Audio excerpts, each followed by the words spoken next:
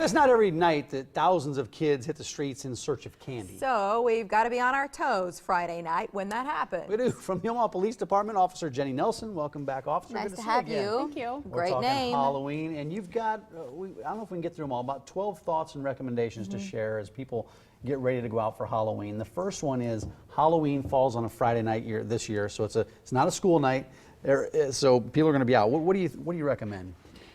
Well, it is Friday night, so it's likely that there will be more trick-or-treaters out. There will be more drivers out. So we want both parents and drivers to be aware of that and take extra precautions. So slow down in the neighborhoods.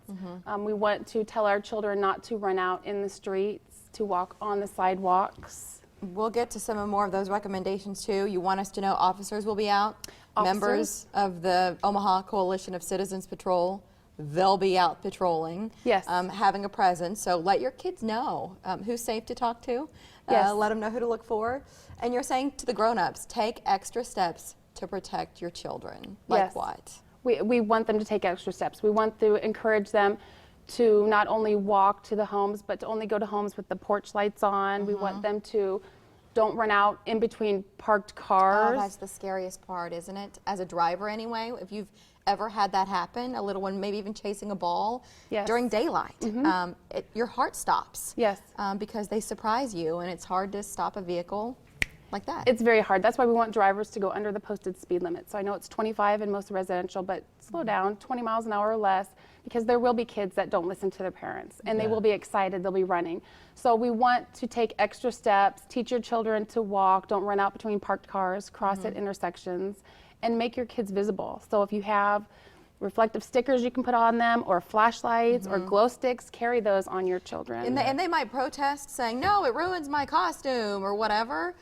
Who cares? Yes, it's better safe than sorry, and you know what, it's going to be cold anyway, so they're going to have jackets that may do that also. Motorists have to be on the lookout for the kids, but it's also important that the kids can see the motorists, so wear costumes that don't obstruct vision. That's one of the recommendations. We saw a lot of masks and things last night. So keep those, their fields nice and open. And you said earlier, don't run, stay on sidewalks and paths, don't cross into yards. Yes. And then a few more tips here, officer. So we don't want kids to enter a home without adult supervision. So the same stranger danger message.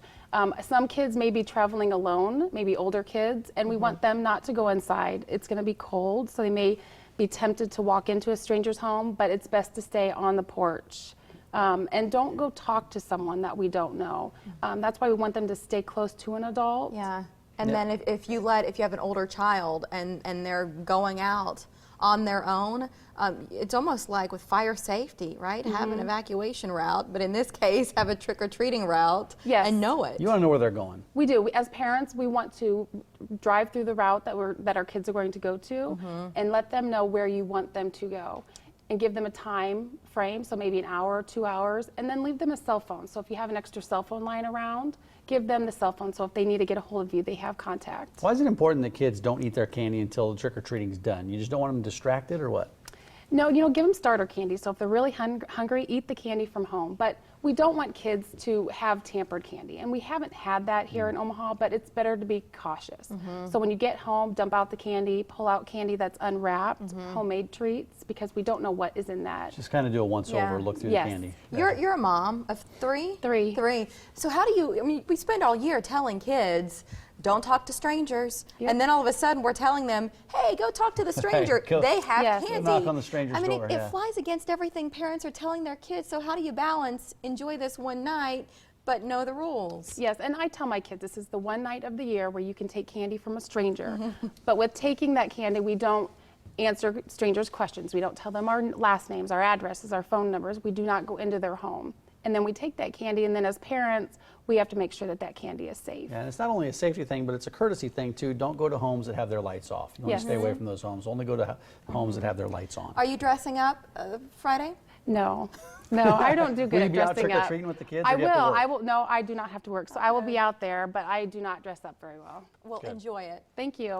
Good Safe tips. and happy Halloween. Good to see you again, officer. Thanks, you Have a too. good Halloween.